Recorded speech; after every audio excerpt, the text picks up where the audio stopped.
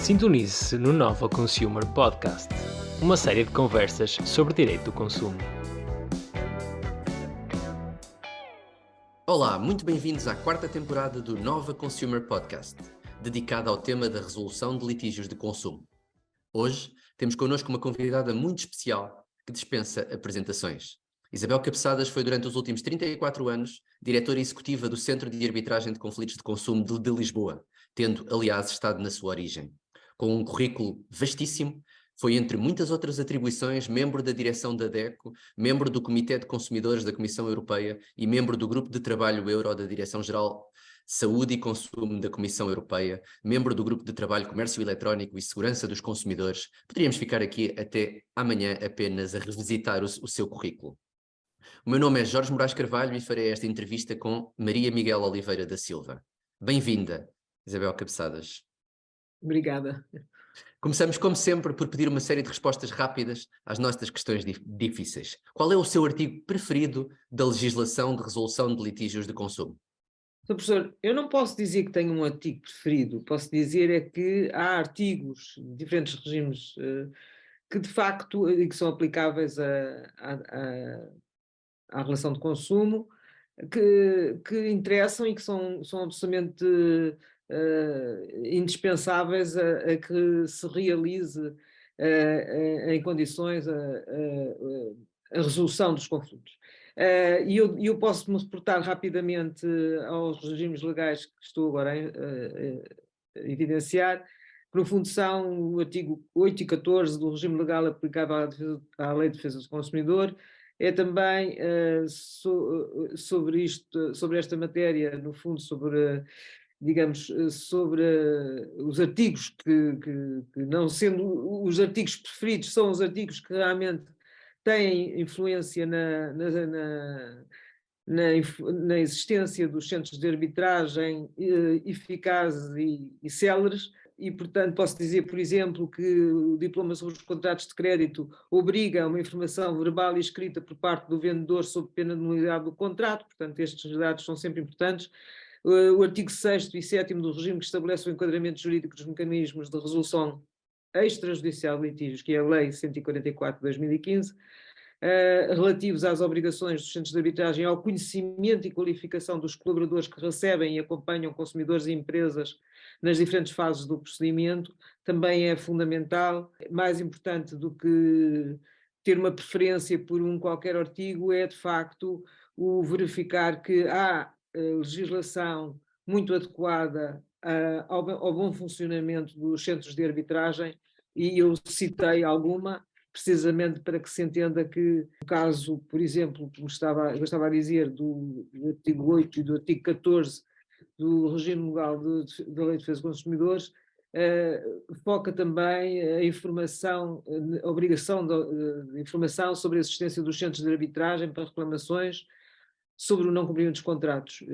E também, no fundo, na generalidade, fixa o direito do consumidor a uma proteção jurídica e uma justiça acessível e pronta. A celeridade é a condição fundamental à eficácia do procedimento alternativo e, portanto, está sempre, no fundo, o que me interessa é que, de facto, o que interessa, no fundo, é que de facto, a legislação aplicável seja uma legislação que efetivamente torne o processo célere e eficaz. Portanto, com isto espero ter respondido à pergunta. Perfeitamente. Das três, uma. Só pode escolher uma destas três.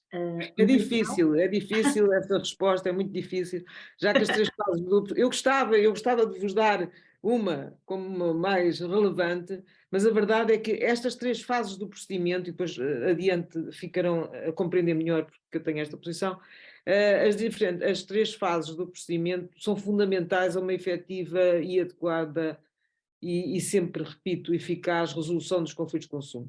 Quer dizer, as três fases são necessárias. Eu cresço até uma situação que não é uma fase propriamente, mas que é fundamental, que é uma informação adequada. Portanto, para além da mediação e da arbitragem, tem que existir uma informação adequada a consumidores e empresas. É fundamental que o processo seja acompanhado por informação adequada. De facto, se a pessoa desconhece a base legal da situação que a leva a reclamar, é preciso que conheça essa base legal, é preciso que conheça os efeitos do não cumprimento do contrato ou se efetivamente houve não cumprimento do contrato. Portanto, essa situação e a filosofia dos contratos é fundamental que haja, neste caso, juristas que estejam perfeitamente preparados para dar respostas adequadas para que as pessoas conheçam, no fundo, os meandros do sistema e, por exemplo, eu já dou aqui um salto, mas enfim, é um acréscimo que penso que me é permitido fazer, é que quando se fala de que este procedimento se baseia tem suporte na mediação, conciliação e arbitragem, veja que quando chega à conciliação são as partes mesmo que se entendem num acordo que de facto vai levar a uma sentença do juiz que não é mais do que uma homologação desse acordo. E, portanto, a boa condução do processo vai levar à conciliação, pode levar à conciliação, sem que haja julgamento arbitral. Portanto, eu não posso realmente retirar das três fases do procedimento uma que entenda que é mais essencial que todas as outras, é porque, de facto, a mediação pode resolver bastantes conflitos, mas não os resolve todos, naturalmente, e, portanto, a conciliação e a arbitragem são fundamentais ao bom funcionamento do procedimento. Então, e agora, o desafio que lhe coloco, mas agora é apenas uma norma que criaria se fosse legisladora e lhe dessem a certeza da sua aprovação, aquilo que lhe pareça que é realmente o mais importante. Sr. Professor, eu tenho que dizer que a arbitragem começou por ser voluntária e neste momento transformaram a arbitragem voluntária em arbitragem necessária. O que é que isto quer dizer? Isto só para fazer um preâmbulo, para poder dar uma resposta, como disse a uma, é assim. O facto de termos passado da arbitragem voluntária, em que as partes aderiam ao sistema voluntariamente, temos agora um procedimento em que as partes estão necessariamente vinculadas ao sistema. Portanto, esta vinculação das partes ao sistema deveria também ser acompanhada de regras que trouxessem obrigações adequadas a uma vinculação natural à arbitragem. Porque, de facto, temos casos, e depois à frente explicarei melhor, temos casos em que realmente essas obrigações, na ausência dessas obrigações, não se consegue realmente, por exemplo, uma ação da parte do operador, por exemplo, e não se consegue funcionar da forma como funcionávamos quando só nos relacionámos com os operadores que aderiam à arbitragem voluntária. O que eu quero dizer é isto: criou-se a arbitragem necessária, muito bem, ótimo, temos mais utentes do centro, e quando falo utentes falo consumidores e empresas, mas de facto não temos legislação que obrigue a cumprimento de deveres e obrigações, neste caso, que de facto aproximem os operadores mais difíceis, os operadores mais difíceis de contacto, de abordagem, que aproximem os consumidores do tribunal ou do próprio centro de arbitragem para a mediação. Portanto, o que falta, e o que eu faria se pudesse legislar, era de facto o completar da existência da arbitragem necessária com um suporte adequado que leve os utentes digamos, a estarem obrigados a determinadas regras, como seja, por exemplo, veja, nós temos casos de intermediários nas viagens e nos arrendamentos, etc., que são internacionais e que não comparecem, não são contactáveis. Portanto, a obrigação de mencionar a forma de contacto, mail, telefone, o que seja, é fundamental. Portanto, falha esta situação e seria nessa omissão que eu investiria esforço no sentido de que houvesse uma lei que realmente levasse às obrigações que não estão neste momento estabelecidas e que fazem falta a um contacto efetivo do centro com os operadores. Excelente. E agora aqui num tom mais divertido, qual é que é o mito em matéria de resolução de litígios que mais tem que esclarecer em jantares de família? Olha, a verdade é que em jantares de família ninguém se atreve a colocar-me essas questões. Agora, o que é verdade é que sempre que tenho que esclarecer, são esclarecimentos sobre as vantagens inerentes à mediação e à arbitragem, portanto, e como se atende de imediato ao número de casos resolvidos, isso de alguma maneira acalma a hipotética interrogação das pessoas sobre os meios alternativos, concretamente sobre a arbitragem. Portanto, a minha preocupação é deixar esclarecido que, de facto, há vantagens, não é? E quais são as vantagens? E depois, de facto, o conhecimento do número de casos resolvidos e que é gradual de ano para ano, de facto, leva as pessoas a acreditar que o sistema funciona e que as partes confiam nele. Mas há naturalmente, muitíssimas ocasiões em que me é colocada esta questão e que de facto fica sanada, fica, digamos, esclarecida. Penso que as pessoas entendem que, de facto, o meio alternativo à justiça judicial, não sendo eficaz, também não lhes facilita a vida. Portanto, o que é importante é que percebam que o meio é acessível, é eficaz e que a justiça é pronta. E isso, digamos, tranquiliza aqueles que têm dúvidas sobre a existência destes meios. Muito bem. E já alguma vez apresentou uma reclamação num centro de arbitragem de consumo? Não, E já alguma vez escreveu no livro de reclamações? também não. Quer dizer, não aconteceu porque não é que não tivesse uma reclamação, mas as coisas foram resolvidas verbalmente e, portanto, não houve necessidade de deixar ficar a reclamação para as atividades económicas. Portanto, a verdade é que nunca cheguei a fazer nenhuma não por pecado, porque se resolveram as questões verbalmente e sem necessidade de as deixar por escrito. Muito bem. Avançando agora aqui para a nossa segunda parte do programa, que o objetivo é que tenhamos aqui um pouco mais de tempo para discutir as questões com a profundidade possível aqui neste nosso programa.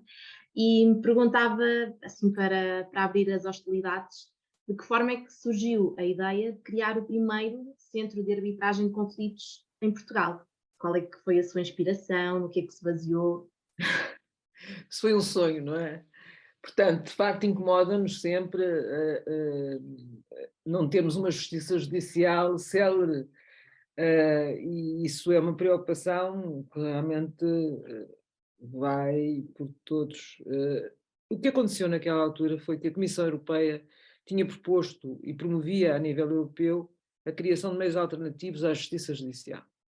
E, portanto, sugeria aos diferentes países da União Europeia que testassem um meio alternativo que pudesse, de alguma forma, ser mais adequado aos conflitos de consumo. Eu entendi, logo à partida e nas primeiras, analisando a legislação existente e analisando as razões porque a justiça judicial não seria o meio mais adequado à resolução dos pequenos conflitos de consumo, eu entendi que a lei da arbitragem traria eficácia ao procedimento, porque as sentenças são títulos executivos e, portanto, se ficássemos pela mediação, como a maior parte dos países na Europa propôs, não tínhamos um título executivo. E, portanto, entendi que seria mais adequado, uma vez que queríamos ser a alternativa à justiça judicial, que os títulos executivos existissem e, portanto, permitissem a execução das sentenças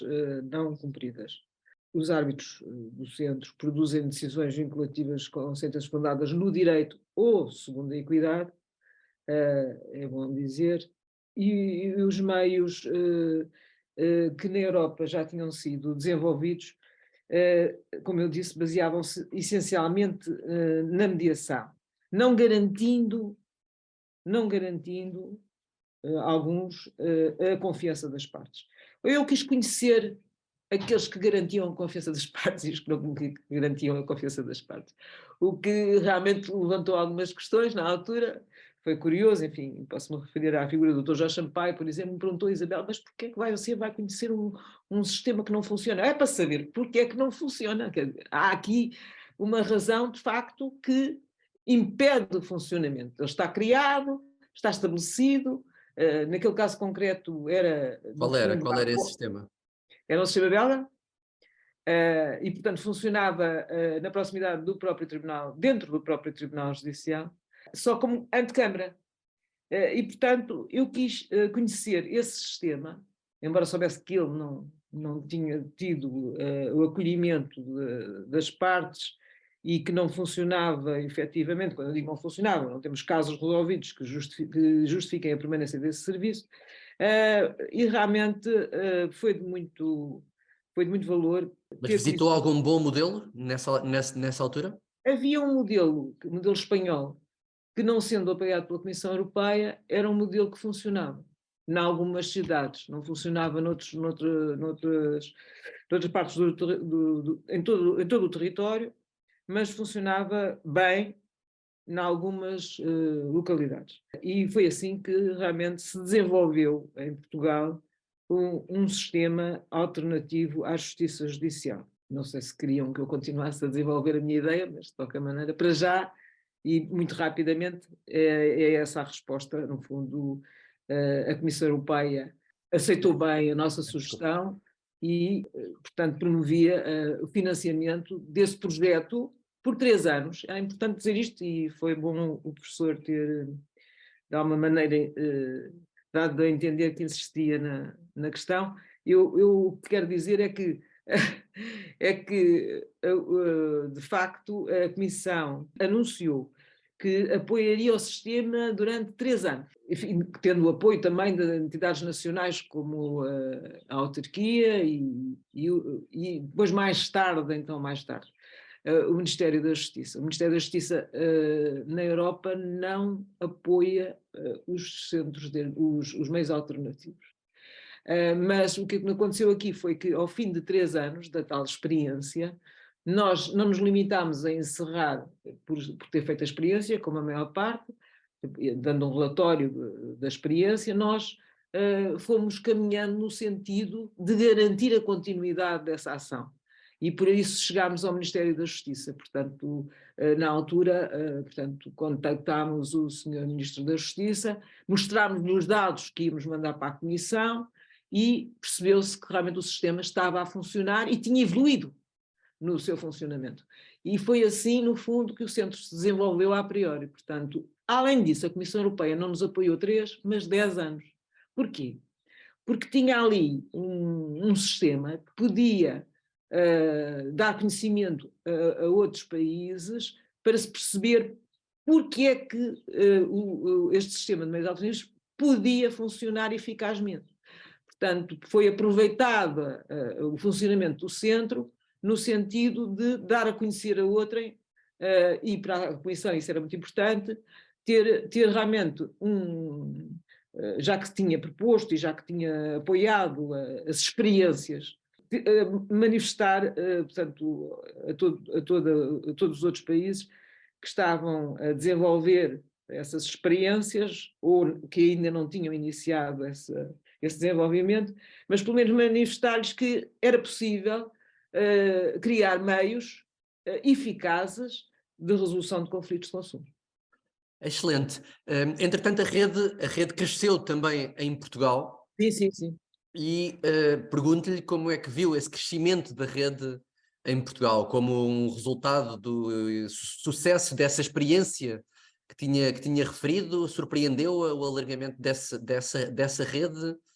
Como é que viu esta evolução? Bom, vi com agrado a evolução, na medida em que não podíamos limitar a resolução de conflitos a Lisboa. Portanto, naturalmente que seria importante que outras cidades no país pudessem ter um sistema idêntico.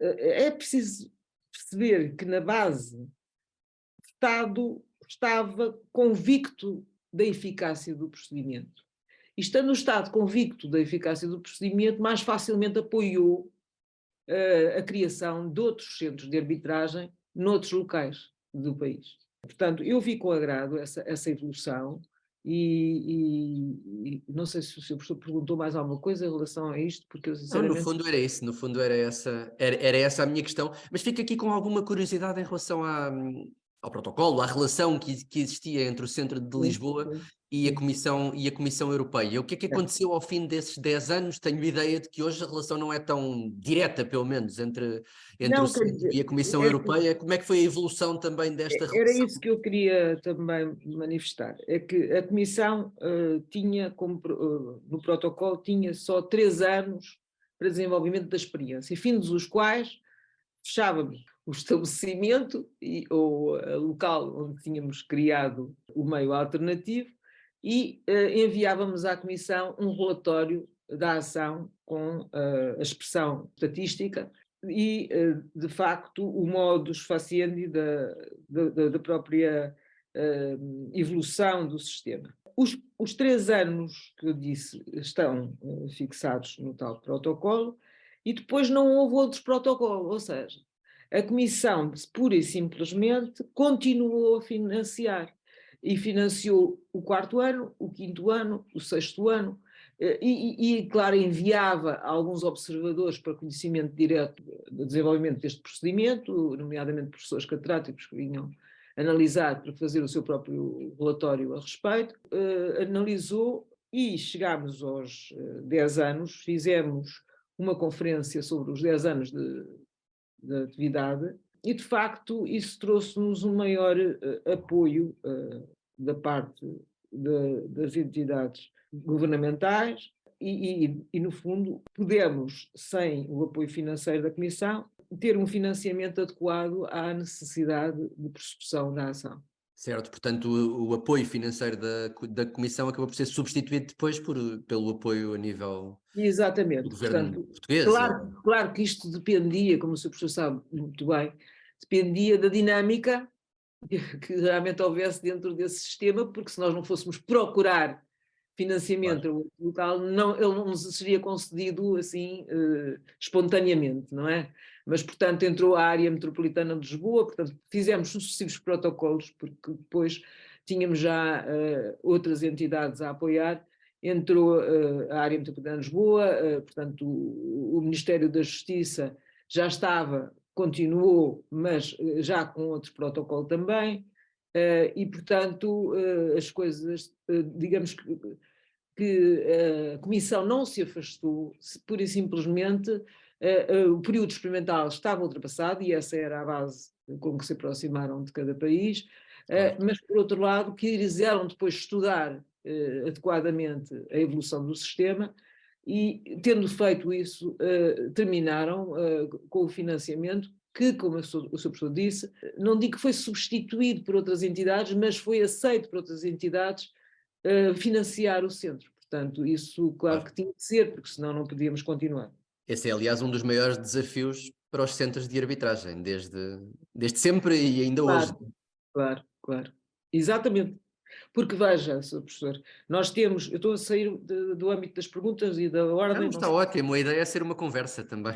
Então está bem, porque acho interessante, mas a verdade é esta, é que o facto de termos tido uma arbitragem que era voluntária passou a ser necessária, claro que trouxe mais utentes ao centro, mas a verdade é que não trouxe mais recursos humanos, não trouxe o financiamento necessário para pagarmos a mais árbitros. O que eu quero dizer com isto é que, como o Sr. Professor disse muito bem, a questão é essa, ou foi essa e continua a ser essa, e neste momento há realmente uma carência de financiamento que permita, digamos, aumentar o quadro pessoal para satisfazer, no fundo, o crescimento que foi dado pela arbitragem necessária. Por isso eu digo que o Estado deveria estar atento a essas obrigações inerentes à arbitragem necessária, que trazem mais utentes, criando garantias e condições adequadas a que seja obrigatório para as empresas determinado tipo de ações, uma maior atividade junto dos centros, uma maior proximidade dos centros, tudo isso seria feito através de legislação conveniente. Mas, para além disso, há a situação do financiamento, que neste momento realmente é notório, na medida em que cresceram, a dimensão de utentes é francamente superior à que era antes do estabelecimento da arbitragem necessária. Na mensagem de abertura do Centro de Arbitragem de Lisboa, escreve que, e está online para quem quiser confirmar, escreve que os novos sistemas de resolução de litígios devem ser encarados como uma forma de satisfazer uma dívida do Estado para com os cidadãos, o que é uma ideia particularmente interessante, daí que tínhamos trazido para aqui. No entanto, suscita uma questão, e em jeito de provocação, perguntávamos se por acaso o sistema judicial em Portugal funcionasse sem grandes dificuldades, será que os centros de arbitragem passavam a ser dispensáveis? Ou será que esta nova configuração de justiça agrada mais aos cidadãos? Eu, sinceramente, não vejo, eu não tenho nada contra o sistema judicial. Dentre os cidadãos, que quero ver a melhoria e uma maior eficácia, uma maior celeridade por parte da Justiça Judicial. Não há aqui nada contra a Justiça Judicial, antes pelo contrário. Agora, a questão é que parece-me completamente difícil, e todos conhecemos as razões, parece-me difícil esse melhorar do sistema judicial que levasse a prescindir até destes meios alternativos, no caso concreto dos conflitos de consumo, na sua maioria de baixo valor, e dada a sua especificidade, carecem de meios céleres e eficazes, sem custos ou de custos reduzidos. Considero difícil esse melhorar desse modo, o funcionamento do sistema arbitral, do sistema judicial, desculpe, mais complexo, com o formalismo no procedimento e nos formalismos utilizados. A aproximação dos cidadãos dos meios alternativos se deve, de facto, à resolução eficaz dos casos, quer por mediação, quer por arbitragem, e no fundo é essa, digamos, essa confiança no sistema que me leva a dizer que não me parece, para este tipo de conflitos, que a Justiça Judicial pudesse prescindir dos meios alternativos. Não me parece, mas não sei se essa é objetivamente a razão da pergunta, e portanto eu explicarei melhor se não for. Não, está ótimo, era exatamente essa a questão que estávamos a colocar. Até agora falámos um pouco mais sobre o sistema em geral e a forma como está organizado e a sua relevância. Agora o desafio que lhe colocávamos era que falássemos um pouco sobre casos concretos, pessoas concretas, obviamente sem mencionar nomes, apenas histórias que a tenham marcado um pouco ao longo destes mais de 30 anos. Há alguma que queira destacar e que nos queira contar a nós e a todas as pessoas que vão ouvir este episódio? Os casos foram, digamos, evoluindo também em relação à ação e, portanto, neste momento eu posso dizer que são os casos relacionados com o transporte aéreo, com o alojamento e as empreitadas. Eu estou a falar dos casos não fáceis de resolver, não estou a falar daqueles que se resolvem com facilidade. Por exemplo, os casos com os serviços públicos resolvem-se com maior facilidade, há uma boa relação com os reguladores e, portanto, há naturalmente uma situação favorável à resolução dos conflitos. Mas não posso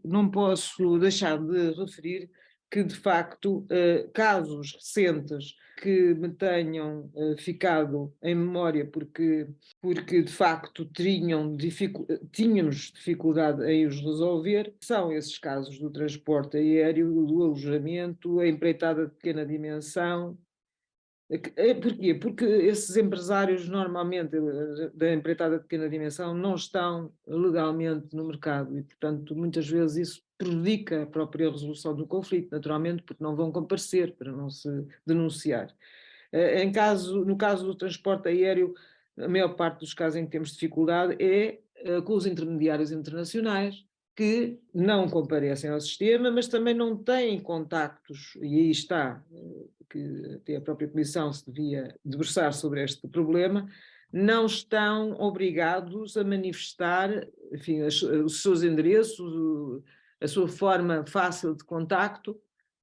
No fundo, estão no contrato como intermediários e depois não há facilidade em contatá-los. Eu posso até falar-vos, peço desculpa, de um caso recente de um lar que exige o pagamento integral de uma mensalidade, tendo falecido logo no início do mês.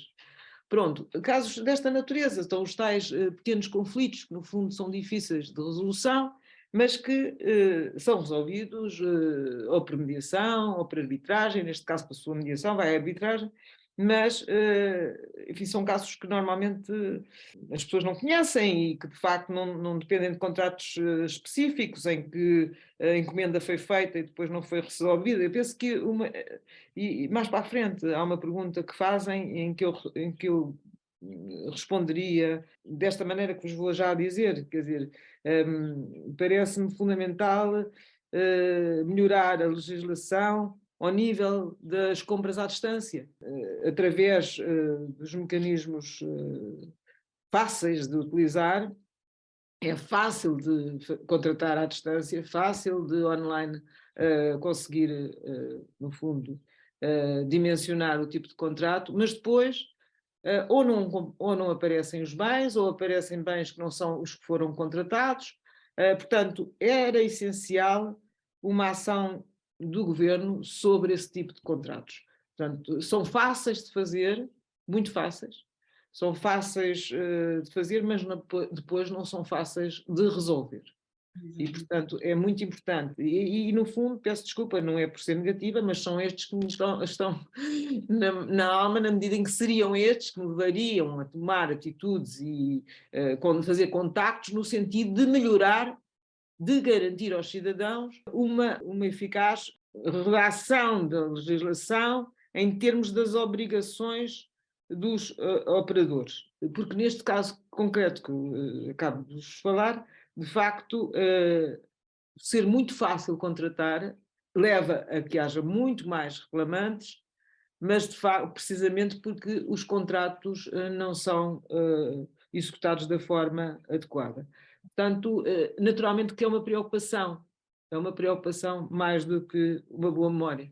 É uma preocupação que leva à evolução do sistema se a pessoa realmente tomar uma atitude sobre isso. Quer dizer, ficar à espera que alguém o faça é complicado, penso que vamos para trás.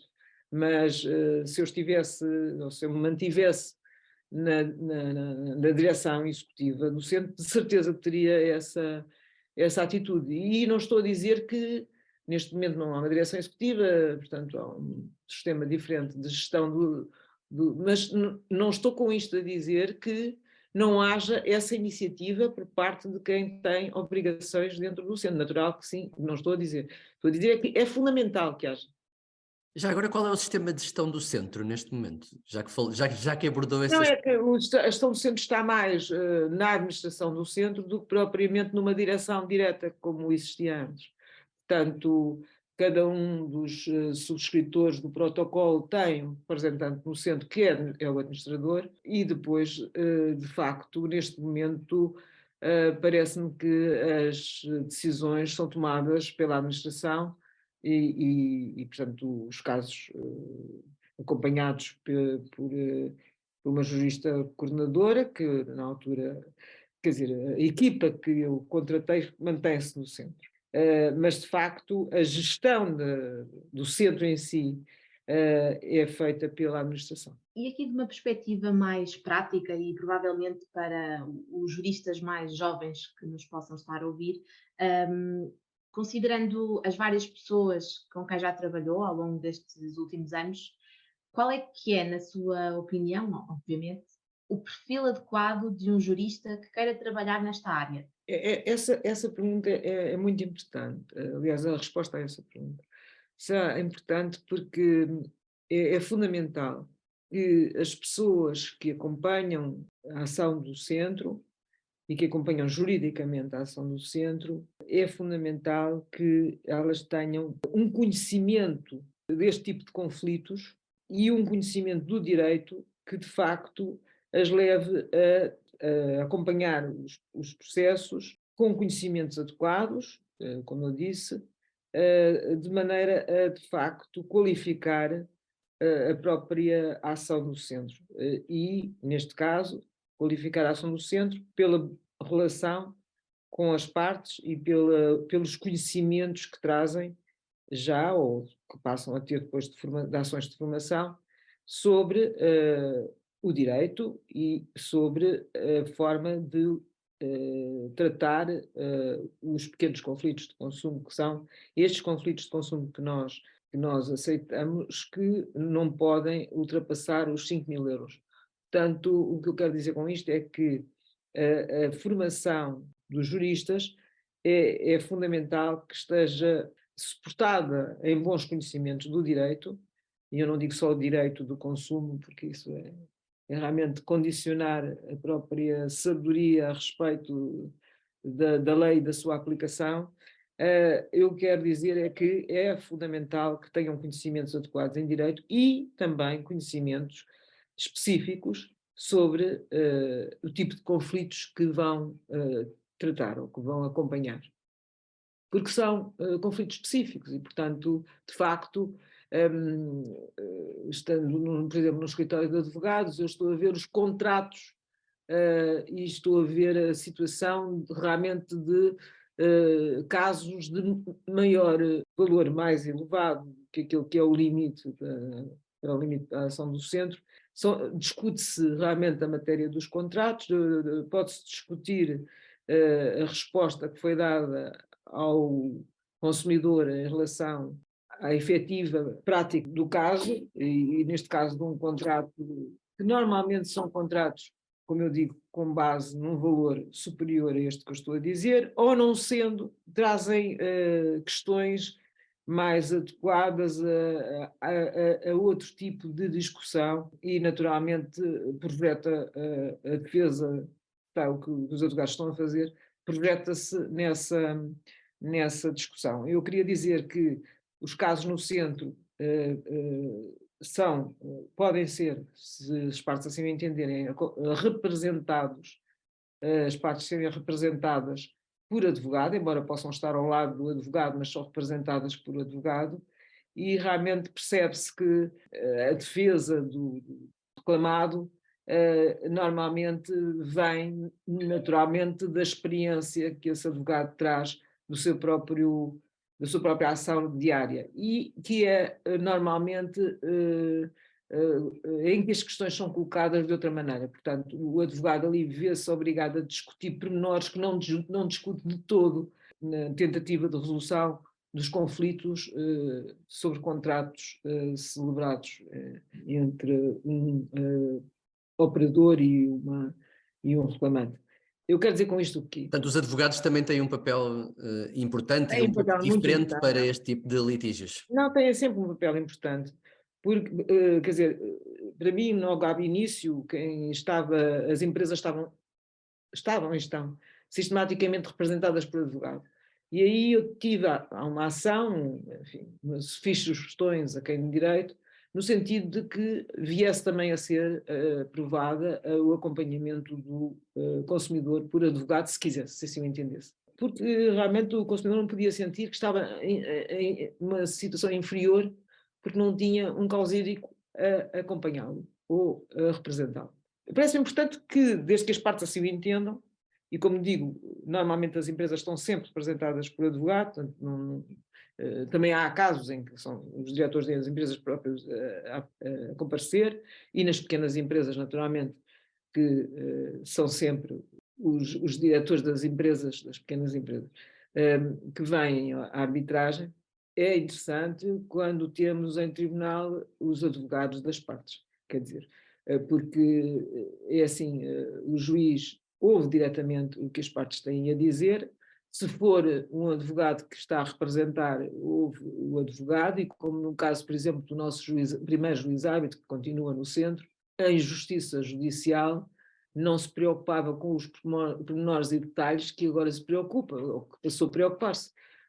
E, portanto, não está só a ouvir, não está só a ler, digamos, a contestação da empresa, está a ouvir a empresa a falar sobre o caso e, no fundo, numa tentativa também de aproximação das partes numa resolução efetiva, mas não conseguindo, julga de direito e pronto, quer dizer, a verdade é que pode julgar de equidade também, e portanto só com base no bom senso, porque naquele caso não pode aplicar o direito, e portanto vai aplicar o bom senso e os conhecimentos que tem para poder preferir uma justiça, uma sentença justa e célere.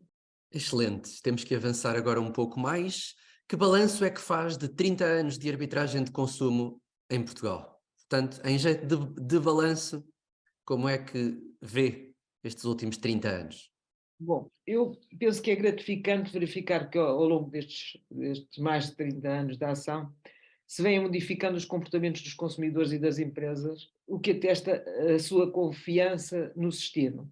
E, de facto, esta confiança no sistema é fundamental para que ele funcione, para que ele seja útil. E há uma inerente melhoria das relações de consumo que vem também da jurisprudência produzida. Portanto, há uma orientação, digamos, para casos futuros. Naturalmente que uma empresa que, entretanto, é condenada em relação a uma determinada situação, terá uma modificação de comportamento nas situações posteriores. Isto apesar de a jurisprudência não ser tornada pública, portanto é apenas para aquela empresa, não é? Por exemplo, nesse caso sim, ela não é tornada pública, por acaso eu cheguei a fazer uma publicação da jurisprudência, mas não se repetiu. Pelo menos a do CACL, pelo menos a do CACL. Há outros centros de arbitragem que publicam as decisões. Sim, Qual é a sua opinião já agora sobre essa eu acho que a possibilidade de publicação? eu acho que a publicação das decisões pode ser de muita utilidade. Eu também acho, também acho. De muita utilidade, mas de facto ela influencia as relações de consumo na medida em que se realmente as partes aceitaram a decisão na plenitude, ela vai naturalmente modificar o comportamento e as pessoas, quando voltarem a ter um problema, sabem melhor como agir e, aliás, sabem até que ponto é que têm ou não têm razão na sua reclamação. Portanto, há uma série de indicativos que são fundamentais para o conhecimento das partes e para a melhoria da relação das partes em termos do contrato. Excelente. E aqui, para terminar as nossas questões mais técnicas, perguntávamos o que é que ainda não fez, mas que ainda gostaria de fazer no âmbito da resolução de litígios de consumo. Bom, eu gostaria de ter tornado a regulamentação mais eficaz no que respeita a uma ativa e efetiva participação das empresas, uma maior responsabilizar de uma forma mais adequada os operadores, para uma maior proximidade, naturalmente, do centro, do tribunal, e de facto essa regulamentação é fundamental. Já falei daquela legislação que deve ser melhorada em relação às obrigações, sobretudo dos operadores, em relação aos consumidores e em relação aos contratos. Já falei dessa situação e, portanto, seria digamos, um input à melhoria da regulamentação, uma maior eficácia na regulamentação, nomeadamente no caso por causa da arbitragem necessária e das suas consequências. E portanto, o facto de me ser permitido melhorar, como dizem, os meandros da resolução de litígios de consumo, eu penso que por aí já iríamos bem. Portanto, já haveria uma evolução. Eu falei também dos casos online, da facilidade de contratar e das dificuldades de realmente resolver esses casos quando não há obrigações efetivas para os operadores, nomeadamente a nível dos contactos, nomeadamente a nível dos suportes necessários, que realmente essas adesões voluntárias, necessárias, peço desculpa, tenham verdadeira eficácia, quer dizer, não nos chega que venham mais reclamantes porque a arbitragem é necessária, interessa-nos é que quem vem à arbitragem necessária esteja obrigado a determinado tipo de situações que não está e, portanto, que seja melhorada essa legislação na medida a criar as obrigações e o suporte adequado à resolução de eventuais conflitos. Duas últimas questões aqui para colocamos a toda a gente que nos visita, e aqui uma resposta bastante célebre, na verdade.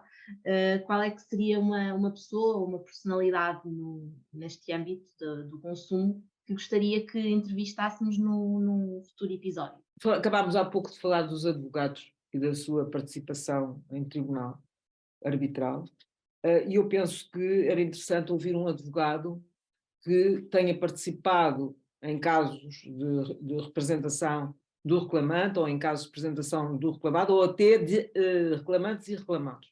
Portanto, ouvir a sua posição sobre o sistema, acho interessante. Corremos o risco de não ter ficado muito agradado com algumas circunstâncias, mas de qualquer maneira parece-me fundamental conhecer essa posição.